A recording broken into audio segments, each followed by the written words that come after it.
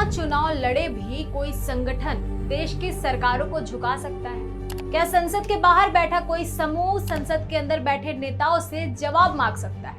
और क्या भारत में पहली बार एक ऐसा राजनीतिक प्रयोग शुरू हो रहा है जो सत्ता नहीं चाहता लेकिन सत्ता पर सबसे ज्यादा नजर रखना चाहता है? अभी जो जरूरत है वो पब्लिक की बात होने का जरूरत है। पब्लिक को अपनी बात रखनी पड़ेगी। पब्लिक की आवाज सुनने का वक्त आ चुका है और अगर आप पब्लिक की आवाज नहीं सुनोगे तो पब्लिक ये सड़कों पर उतरेगी। आज हम जिस संगठन की बात करेंगे उसके समर्थक इसे लोकतंत्र का नया प्रहरी बता रहे हैं, जबकि आलोचक इसे सिर्फ एक और आंदोलन मान रहे हैं। आखिर सच्चाई क्या है? नमस्कार, मैं हूं तनु भदौरिया और आप देख रहे हैं विंद फर्स्ट। इस वीडियो में अंत तक हम समझेंगे कि आखिर प्रेशर ग्रुप होता क्या है, सीजेपी बाकी आंदोलनों से कैसे अलग है और क्या यह भारत की राजनीति बदल सकता है या नहीं। कॉकरोच जनता पार्टी यानी सीजेपी एक ऐसा संगठन जिसकी शुरुआत छात्रों के आंदोलन से हुई। महाराष्ट्र के औरंगाबाद में आयोजित को 2 दिवसीय सम्मेलन में सीजेपी के संस्थापक अभिजीत दिपके ने साफ कर दिया है कि उनका संगठन फिलहाल चुनावी राजनीति में नहीं उतरेगा, यानी ना चुनाव लड़ेगा, न सरकार बनाएगा, न सत्ता की दौड़ में शामिल होगा, लेकिन सरकार और विपक्ष दोनों से सवाल पूछेगा। दीपके का कहना है कि उनका मकसद एक प्रेशर ग्रुप तैयार करना है। अब सवाल है कि प्रेशर ग्रुप आखिर होता क्या है। सरल भाषा में समझिए, ऐसा जनसमूह जो संसद में नहीं बैठता लेकिन संसद में बैठे लोगों को जनता के प्रति जवाबदेह बनाए रखने की कोशिश करता है, जो खुद कानून नहीं बनाता लेकिन कानूनों में बदलाव की मांग करता है, जो मंत्री नहीं बनता लेकिन मंत्रियों का रिपोर्ट कार्ड जनता तक पहुंचाता है, यानी राजनीति से बाहर रहकर राजनीति पर नजर रखना। आखिर यह फैसला महत्वपूर्ण क्यों? पिछले कुछ हफ्तों में राजनीतिक गलियारों में चर्चा थी कि सीजेपी जल्द ही एक राजनीतिक पार्टी बनने वाली है, लेकिन ऐसा नहीं हुआ। यहीं से इस आंदोलन ने खुद को बाकी आंदोलनों से अलग साबित करने की कोशिश की है।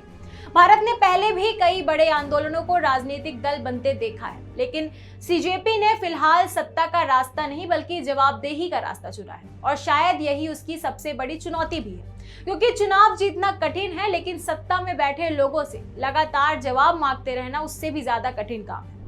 नीट आंदोलन से राष्ट्रीय पहचान सीजेपी की पहचान उस समय बनी जब देश भर में नीट परीक्षा और पेपर लीक को लेकर छात्रों का आंदोलन शुरू हुआ।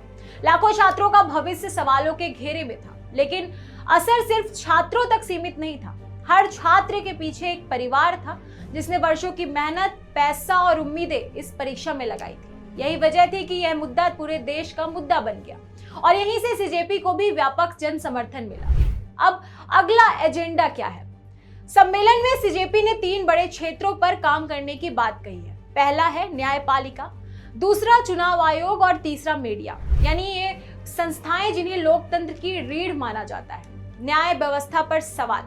भारत की अदालतों में करोड़ों मामले वर्षों से लंबित हैं। कई मामलों में लोगों की पूरी जिंदगी फैसला आने का इंतजार करते हुए निकल जाती है। हाल ही में एक ऐसे भी मामले सामने आए हैं जिनमें लंबे समय तक जेल में रहने के बाद अदालत ने आरोपी को बरी कर दिया। ऐसे मामलों ने न्याय मिलने में देरी और व्यवस्था की चुनौतियों पर बहस को फिर से तेज कर दिया है। सीजेपी का कहना है कि न्याय सिर्फ फैसले से नहीं, समय पर मिलने वाले फैसले से तय होता है। चुनाव आयोग पर भी सवाल। सीजेपी ने चुनाव आयोग की कार्यप्रणाली पर सवाल उठाए। वोटर लिस्ट, मतदाता सूची में गड़बड़ी के आरोप, चुनावी प्रक्रिया को लेकर विपक्ष की आपत्तियां और पारदर्शिता की मांग, इन सभी मुद्दों को संगठन ने अपनी प्राथमिकताओं में शामिल किया है। मीडिया की भूमिका।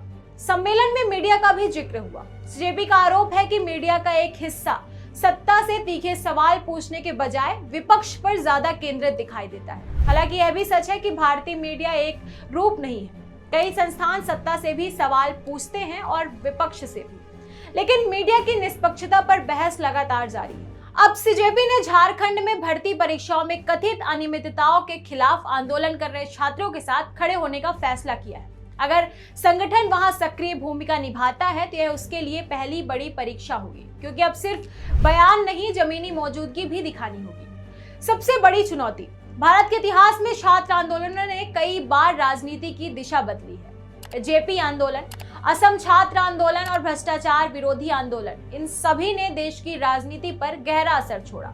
लेकिन सीजेपी का दावा इन सबसे अलग है। यह सत्ता हासिल करने की नहीं, सत्ता को जवाबदेह बनाने की बात कर रहा है। अगर यह मॉडल सफल होता है तो लोकतंत्र में जनता की भागीदारी का एक नया तरीका सामने आ सकता है और अगर असफल होता है तो यह भी उन आंदोलनों की सूची में शामिल हो जाएगा जिन्हें शुरुआत में बड़ा समर्थन मिला, लेकिन समय के साथ उनका प्रभाव कम होता गया। फिलहाल सबसे बड़ा सवाल यही है कि क्या भारत में बिना चुनाव लड़े भी कोई संगठन सरकारों पर प्रभावी जन दबाव बना सकता है? क्या सीजेपी लोकतंत्र का एक मजबूत प्रहरी बन पाएगी या फिर समय के साथ इसकी धार भी कमजोर पड़ जाएगी? अपनी राय हमें कमेंट में जरूर बताइए।